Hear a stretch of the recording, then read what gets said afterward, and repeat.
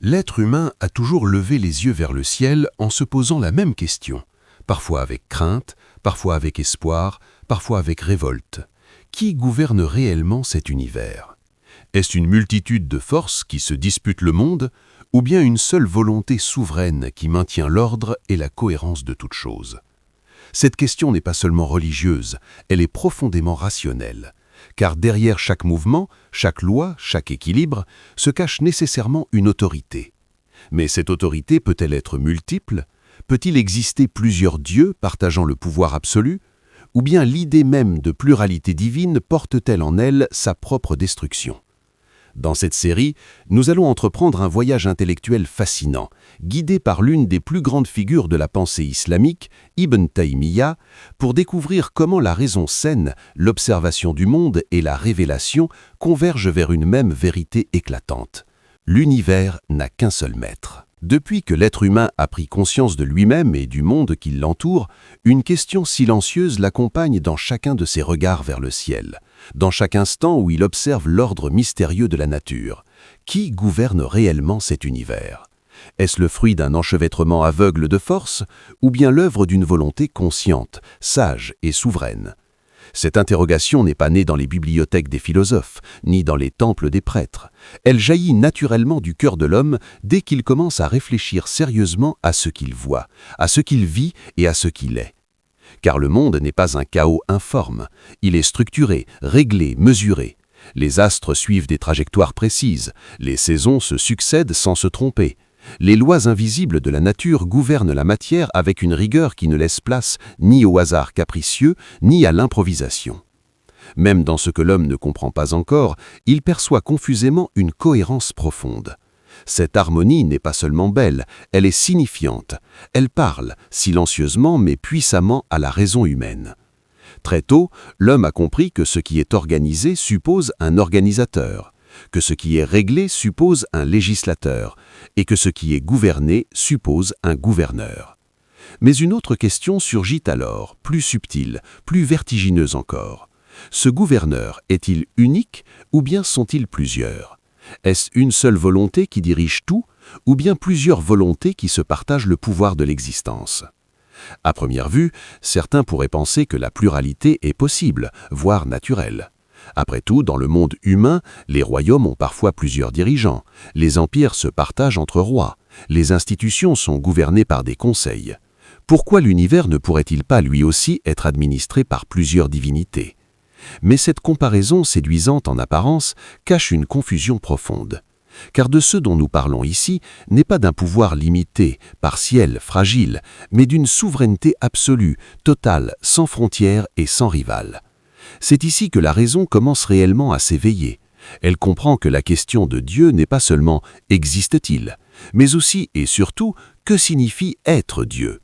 Être Dieu n'est pas être un être puissant parmi d'autres, c'est être celui dont dépend toute chose, celui qui ne dépend de rien, celui dont la volonté ne peut être contrariée et dont le pouvoir ne peut être limité. Ibn Taymiyya, en héritier de la tradition coranique et de la raison saine, insiste sur ce point fondamental. Beaucoup de confusions naissent du fait que les hommes imaginent la divinité sur le modèle des créatures. Ils projettent sur le ciel ce qu'ils connaissent de la terre, des pouvoirs partagés, des autorités divisées, des souverainetés négociées. Mais la véritable divinité, par définition, ne peut être ni partagée, ni divisée, ni concurrencée. Avant même d'entrer dans des démonstrations complexes, la simple observation du monde et la compréhension minimale de ce qu'est une souveraineté absolue suffisent déjà à orienter l'esprit vers une conclusion lourde de sens. Car si deux souverainetés absolues existaient réellement, chacune prétendant au contrôle total, alors le monde que nous observons ne pourrait pas être ce qu'il est, un ensemble cohérent, stable, remarquablement ordonné. La question de l'unicité de Dieu n'est donc pas un luxe intellectuel réservé aux théologiens. Elle est au cœur même de notre manière de comprendre la réalité. Elle détermine notre vision du monde, notre rapport à l'ordre, au sens et même à nous-mêmes. Et c'est précisément pour cette raison que le Coran ne se contente pas d'affirmer l'unicité de Dieu comme un simple dogme, mais qu'il invite sans cesse l'homme à réfléchir, à observer, à raisonner. Dans les épisodes qui vont suivre, nous allons entreprendre un voyage intellectuel fascinant, guidé par l'une des plus grandes figures de la pensée islamique, Ibn Taymiyya, pour découvrir comment la raison saine, l'observation du monde et la révélation convergent vers une même vérité éclatante. L'univers n'a qu'un seul maître. Partie 2. Peut-il y avoir deux dieux? L'expérience mentale qui fait s'effondrer l'illusion. Lorsque l'esprit humain commence à prendre au sérieux la question de la souveraineté divine, il se retrouve naturellement face à une interrogation décisive. Est-il réellement possible d'imaginer plus d'un Dieu gouvernant l'existence? Cette idée, qui a traversé de nombreuses civilisations et marqué bien des mythologies, semble au premier regard presque familière, comme si la pluralité était plus facile à concevoir que l'unicité absolue. Pourtant, dès que l'on quitte le monde des images et des légendes pour entrer dans celui de la réflexion rigoureuse, cette hypothèse commence à révéler ses failles profondes. Pour comprendre cela, il faut accepter de faire une expérience purement mentale, simple mais implacable. Imaginons deux êtres que l'on appelle Dieu, et supposons qu'ils possèdent tous deux ce qui définit réellement la divinité. Une volonté souveraine, un pouvoir sans limite, une autorité qui ne dépend de rien et que rien ne peut contraindre. À partir de là, posons une situation très simple. Un événement doit se produire dans l'univers. L'un de ces deux dieux veut qu'il ait lieu, l'autre veut qu'il n'ait pas lieu. Ce scénario n'a rien d'extraordinaire, car s'ils sont réellement distincts, leurs volontés peuvent, au moins en principe, diverger. À ce moment précis, trois issues seulement sont possibles. Soit la volonté du premier s'accomplit, dans ce cas le second aura voulu quelque chose qui ne s'est pas produit, ce qui signifie qu'il n'est pas tout-puissant et que sa volonté peut être contrariée. Il cesse alors, par définition même, d'être un dieu. Soit c'est la volonté du second qui s'impose, et c'est alors le premier qui se révèle impuissant. Soit enfin, hypothèse encore plus problématique, aucune des deux volontés ne s'accomplit, ce qui signifie que tous deux sont incapables d'imposer ce qu'ils veulent, et que ni l'un ni l'autre ne méritent le nom de divinité. Dans tous les cas, la conclusion est la même et elle est inévitable. Deux volontés souveraines absolues ne peuvent pas coexister. La simple idée de leur confrontation suffit à montrer que l'une au moins, et en réalité les deux, perdrait ce qui fait l'essence même de la divinité. Ce n'est pas une question de puissance mesurée, de force relative ou de stratégie, c'est une question de définition. Être Dieu, ce n'est pas être très fort, c'est être celui dont la volonté ne peut jamais être empêchée. Certains pourraient objecter que cet exemple suppose un conflit, et que peut-être, dans un univers à plusieurs dieux, ceux-ci pourraient toujours vouloir la même chose. Mais cette remarque, en apparence raisonnable, ne fait en réalité que déplacer le problème sans le résoudre. Car si deux êtres ont toujours exactement la même volonté, sans jamais pouvoir diverger, alors en quoi sont-ils réellement deux? Où est la véritable distinction, sinon dans les mots? Et surtout, cela signifie que leur volonté n'est pas indépendante, qu'elle est soit contrainte par une harmonie supérieure, soit alignée sur une autorité unique qui, elle, mérite réellement le titre de souverain absolu. Ce raisonnement qu'Ibn Taymiyya met en avant avec une grande clarté ne repose pas sur des constructions philosophiques complexes. Il repose sur une intuition simple, presque évidente, dès que l'on la formule correctement. L'absolu ne se partage pas. Ce qui est total ne peut pas être divisé. Ce qui est souverain par essence ne peut pas accepter d'égal sans cesser d'être souverain. Et c'est ici que la raison commence à percevoir quelque chose de profond sur la nature même de la réalité. Car l'univers dans lequel nous vivons n'est pas un champ de bataille entre volontés rivales. Il ne porte pas les marques d'un compromis instable, ni d'une lutte permanente entre puissances concurrentes. Au contraire, il obéit à des lois cohérentes, constantes, universelles. Cette unité de direction, cette cohérence globale, est déjà en elle-même un signe que derrière la multiplicité apparente des causes et des phénomènes, il n'y a qu'une seule autorité ultime. Ainsi, l'hypothèse de plusieurs dieux ne s'effondre pas seulement parce qu'elle est incompatible avec l'ordre que nous observons, mais parce qu'elle est logiquement contradictoire en elle-même. Elle détruit la notion même de divinité qu'elle prétend défendre. Et c'est précisément pour cette raison que la preuve dite de l'empêchement mutuel, le Burhan at-Tamanu, est si puissante. Elle ne combat pas la pluralité divine par une autre croyance, mais par la simple cohérence de la raison. Dans la prochaine étape de notre parcours, nous verrons que ce raisonnement, loin d'être une invention tardive de théologiens, est en réalité inscrit au cœur même du discours coranique qui formule cette vérité avec une concision et une force qui continuent siècle après siècle de défier l'esprit humain. Partie 3. Quand la révélation parle à la raison. Le Coran et l'impossibilité de la pluralité des dieux. Lorsqu'on découvre la force logique de la preuve de l'empêchement mutuel, on pourrait croire qu'il s'agit d'un raisonnement purement philosophique, né dans les cercles de penseurs et affiné au fil des débats intellectuels. Mais en réalité, cette vérité est bien plus ancienne et bien plus profonde. Elle est formulée de manière claire, directe et saisissante au cœur même du discours coranique. Le Coran ne se contente pas d'ordonner de croire en l'unicité de Dieu, il éduque l'intelligence humaine, l'invite à réfléchir et lui montre que cette unicité est une nécessité rationnelle autant qu'une vérité révélée. Parmi les versets les plus puissants à ce sujet, il y a cette parole divine d'une concision remarquable. S'il y avait dans les cieux et la terre d'autres divinités qu'Allah, ils seraient certainement corrompus. En quelques mots, le Coran pose un principe d'une portée immense. Il ne décrit pas seulement ce qui est, il explique ce qui se produirait si la réalité était différente. Il nous invite à imaginer un monde gouverné par plusieurs souverainetés absolues et nous affirme immédiatement le résultat inévitable, la corruption de l'ordre, la rupture de l'harmonie, l'enfondrement de la cohérence. Un autre verset va encore plus loin dans l'analyse.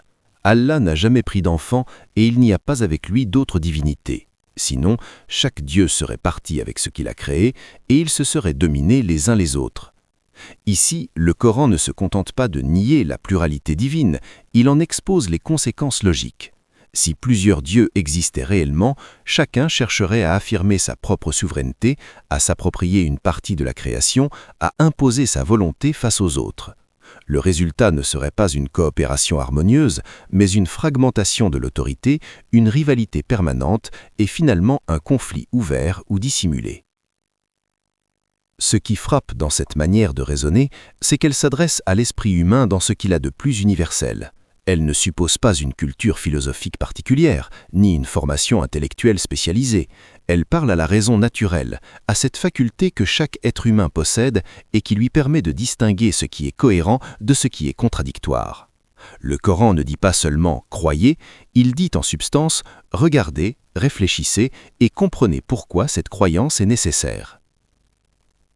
Ibn Taymiyyah insiste beaucoup sur ce point. La révélation authentique ne peut jamais être en contradiction avec la raison saine. Au contraire, elle la guide, la purifie et l'aide à éviter les pièges des illusions et des fausses analogies. La preuve coranique de l'unicité divine n'est donc pas un argument d'autorité imposé de l'extérieur. C'est une lumière qui révèle à l'intelligence ce qu'elle peut déjà pressentir lorsqu'elle est sincère et attentive. En méditant ces versets, on comprend que le Coran ne conçoit même pas la pluralité des dieux comme une simple hypothèse neutre. Il la présente comme une source nécessaire de désordre, de division et de ruine. Et en creux, il nous montre que l'ordre remarquable du monde, son unité de loi, sa stabilité profonde, ne sont pas des simples faits bruts, mais des signes, des indications, des témoignages silencieux de l'unicité de celui qui le gouverne. Il est également important de remarquer que le Coran ne limite pas ce raisonnement au monde visible. Il parle des cieux et de la terre, c'est-à-dire de l'ensemble de la réalité, de tout ce qui existe, de tout ce qui est soumis à des lois, à des équilibres et à des relations. L'unité que nous observons dans la structure du cosmos, dans la cohérence des causes et des effets, dans la régularité des phénomènes, est ainsi présentée comme le reflet d'une unité plus profonde et plus fondamentale, l'unité de la souveraineté divine. Ainsi, la preuve de l'empêchement mutuel n'est pas seulement une construction intellectuelle ingénieuse, elle est une clé de lecture du monde que le Coran lui-même met entre les mains de l'homme. Elle lui apprend à lire la réalité comme un livre ouvert, où chaque ordre, chaque harmonie, chaque stabilité est comme une phrase silencieuse qui proclame « Il n'y a qu'un seul maître ». Dans la prochaine partie, nous verrons comment Ibn Taymiyyah approfondit cette idée en revenant à une question centrale et décisive. Que signifie réellement, au sens le plus rigoureux, être Dieu, et pourquoi cette définition même rend toute pluralité absolument impossible. Partie 4. La souveraineté qui ne se partage pas, ce que signifie vraiment être Dieu. Pour Ibn Taymiyyah, beaucoup d'erreurs dans la compréhension de l'unicité divine ne viennent pas d'un refus obstiné de la vérité, mais d'une confusion plus subtile et plus profonde. Les hommes ne réfléchissent pas assez sérieusement à ce que signifie réellement le mot « Dieu ». Ils l'utilisent, ils le répètent, ils en parlent, mais ils continuent souvent à l'imaginer à travers les catégories du monde créé, comme s'il s'agissait d'un être très puissant parmi d'autres, d'un roi plus grand que les rois, d'un maître plus fort que les maîtres. Or, cette manière de penser, aussi naturelle soit-elle, est déjà une déformation de l'idée même de divinité. Être Dieu, explique-t-il, ce n'est pas simplement posséder une grande puissance, c'est être celui dont toute chose dépend alors que lui ne dépend de rien. C'est être celui dont la volonté est toujours effective, jamais entravée, jamais suspendue, jamais soumise à une condition extérieure. C'est être celui dont la souveraineté est totale, sans partage, sans limite, sans rival. Dès que l'on saisit cela avec un minimum de rigueur, une conséquence devient immédiatement évidente. Une souveraineté de ce genre ne peut pas être multiple. Car si l'on suppose deux êtres possédant tous deux cette souveraineté absolue, on se heurte à une contradiction dès les premiers instants de la réflexion. Ou bien leurs volontés peuvent diverger, et alors l'un d'eux sera nécessairement empêché, ce qui signifie qu'il n'est pas souverain au sens absolu, ou bien leurs volontés ne peuvent jamais diverger, et dans ce cas, ils ne sont pas réellement deux volontés indépendantes, mais l'expression d'une seule et même autorité, sous deux noms différents. Ibn Taymiyya insiste sur un point capital.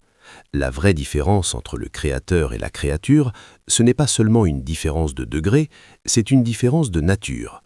Les créatures peuvent se partager des pouvoirs, se limiter mutuellement, coopérer ou s'opposer. Mais le créateur, par définition, est celui qui ne peut être limité par rien, ni par quelqu'un. Introduire un égal, c'est déjà nier cette qualité fondamentale. C'est ici que l'on comprend pourquoi la pluralité divine n'est pas seulement improbable ou non observée, mais logiquement impossible. Elle n'est pas une hypothèse alternative qui expliquerait moins bien le monde. Elle est une hypothèse qui détruit le concept même de divinité. C'est un peu comme parler d'un cercle carré. Les mots peuvent être prononcés, mais la réalité qu'ils désignent est incohérente. Cette clarification est essentielle, car elle montre que le débat ne porte pas simplement sur le nombre de dieux, mais sur la nature même de ce que nous appelons Dieu. Tant que l'on n'a pas purifié cette notion, on peut facilement imaginer des compromis, des partages de rôles, des associations de pouvoir. Mais dès que l'on comprend que la divinité implique une indépendance absolue et une autorité totale, toute idée de partage devient immédiatement vide de sens. Ibn Taymiyya souligne également que beaucoup de systèmes polythéistes, en réalité, n'ont jamais vraiment cru en plusieurs dieux au sens strict. Ils ont plutôt imaginé un dieu suprême entouré d'êtres subalternes, d'intermédiaires, de forces secondaires. Mais ces entités, précisément parce qu'elles sont subordonnées, dépendantes et limitées, ne sont pas des dieux au sens véritable. Elles relèvent du monde créé, même si on leur donne des noms sacrés. Ainsi, le tawhid, l'affirmation de l'unicité divine, n'est pas simplement une thèse parmi d'autres, c'est la seule position qui respecte pleinement ce que signifie être Dieu. Tout le reste n'est qu'au fond un jeu de mots, une manière de multiplier les noms sans multiplier la réalité. Dans la prochaine partie, nous quitterons le terrain des définitions pour revenir à l'observation du monde lui-même, et nous verrons comment l'ordre, la cohérence et la stabilité de l'univers deviennent un témoignage silencieux mais puissant en faveur de l'existence d'un seul et unique souverain. Partie 5. L'ordre du monde comme signature de l'un quand l'univers devient un témoignage. Après avoir compris que la notion même de divinité implique une souveraineté absolue et indivisible, le regard se tourne naturellement vers le monde qui nous entoure. Car ce monde n'est pas seulement un décor dans lequel se déroule l'existence humaine, il est aussi un immense livre ouvert, rempli de signes pour celui qui prend le temps de les lire. Ibn Taymiyya invite précisément à cette lecture attentive de la réalité, convaincu que l'univers lui-même, dans sa structure la plus profonde, porte l'empreinte de l'unicité de celui qui le gouverne. Lorsque l'homme observe le ciel, il ne voit pas des astres errants au hasard. Il voit des trajectoires régulières, des mouvements calculables, des équilibres d'une précision étonnante. Lorsqu'il regarde la Terre, il découvre des cycles, des lois, des correspondances subtiles entre des phénomènes qui semblent pourtant très différents.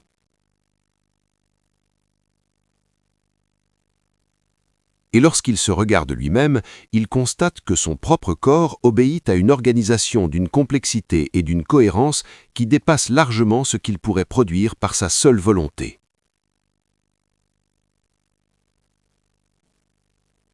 Cette cohérence universelle n'est pas un simple fait brut. Elle appelle une explication. Car l'ordre n'est pas quelque chose qui s'impose de lui-même à partir du néant. Il suppose une volonté ordonnatrice, une sagesse qui relie les causes aux effets, les moyens aux fins. Mais surtout, cet ordre est un, global, englobant. Les lois qui gouvernent une partie du monde ne contredisent pas celles qui en gouvernent une autre. Au contraire, elles s'inscrivent dans un ensemble harmonieux, comme les chapitres d'un même ouvrage. Ibn Taymiyya souligne ici un point décisif. Si plusieurs souverainetés absolues se partageaient réellement le gouvernement de l'univers, cet univers porterait nécessairement les traces de cette division. On y verrait des ruptures d'harmonie, des conflits de lois, des zones où une autorité contredit l'autre. Le monde ressemblerait à un royaume déchiré par des pouvoirs rivaux où chaque décision serait le résultat d'un compromis fragile ou d'une lutte invisible. Or, ce que nous observons est exactement l'inverse, une unité profonde dans la diversité, une cohérence remarquable à travers la multiplicité des phénomènes. Certes, l'univers contient des catastrophes, des bouleversements, des choses qui échappent à la compréhension humaine. Mais même ces événements s'inscrivent dans des cadres, obéissent à des lois, suivent des régularités. Le désordre apparent n'est jamais un chaos absolu. Il est toujours contenu dans un ordre plus vaste que l'homme ne perçoit pas entièrement. Et cela aussi est un signe. Il n'y a pas plusieurs mains tirant la réalité dans des directions opposées, mais une seule sagesse qui déploie son décret selon une mesure que nous ne saisissons que partiellement. Le Coran attire souvent l'attention sur cette unité de gestion et de commandement. Il parle d'un ciel solidement établi, d'une terre étendue avec mesure, d'un équilibre que rien ne dépasse sans conséquence. Tous ces rappels ne sont pas seulement poétiques, ils sont profondément rationnels. Ils invitent l'homme à comprendre que l'unité des lois et l'harmonie de l'ensemble renvoient nécessairement à l'unité de l'autorité suprême. Ainsi, l'univers devient en quelque sorte un témoin. Il ne parle pas avec des mots, mais avec des structures, des régularités, des équilibres, et son témoignage est clair pour celui qui sait l'écouter. Derrière la multiplicité des causes secondes, il y a une seule cause ultime. Derrière la diversité des forces, il y a une seule volonté souveraine. Derrière la complexité du monde, il y a une seule sagesse qui l'embrasse tout entier. À ce stade, la preuve de l'unicité n'est plus seulement une construction logique ou un principe abstrait. Elle devient une lecture du réel, une manière de comprendre ce que le monde est en train de nous dire depuis toujours. Et pourtant, il reste encore une dernière illusion à dissiper, une objection que certains considèrent comme un refuge ultime. Et si plusieurs dieux existaient, mais qu'ils étaient toujours parfaitement d'accord?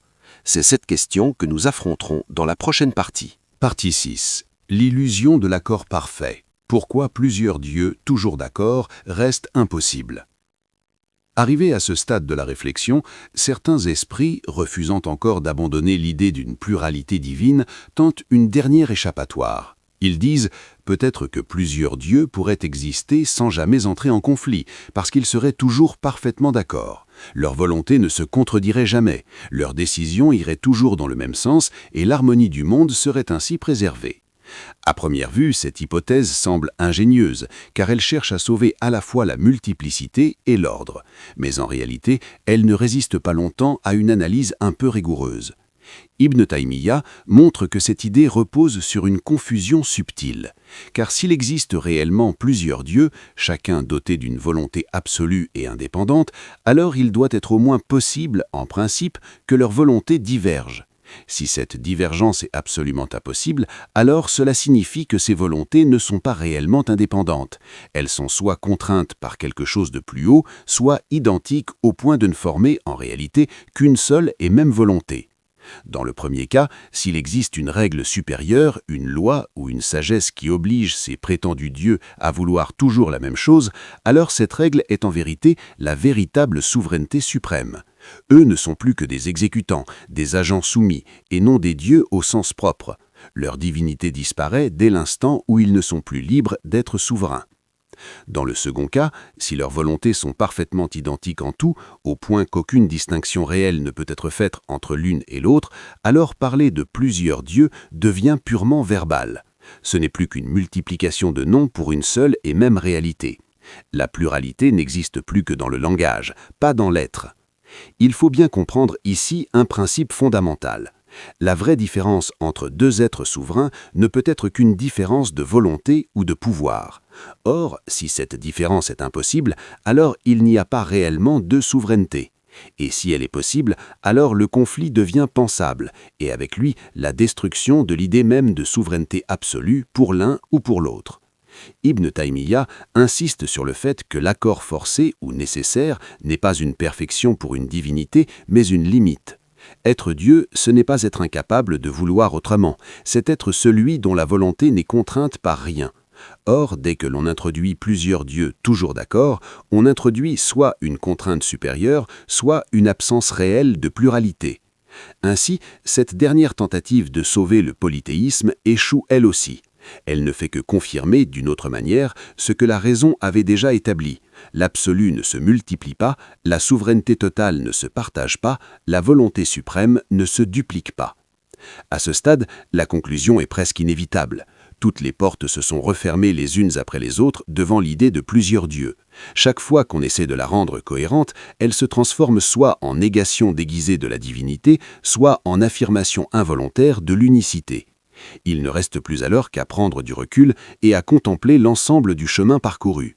Ce que nous avons vu, ce n'est pas seulement un argument parmi d'autres, mais une convergence profonde entre la raison saine, l'observation du monde et le message de la révélation. C'est cette synthèse finale que nous explorerons dans la dernière partie pour comprendre pourquoi cette preuve n'est pas seulement valable hier ou aujourd'hui, mais pour tout esprit humain en tout temps. Partie 7.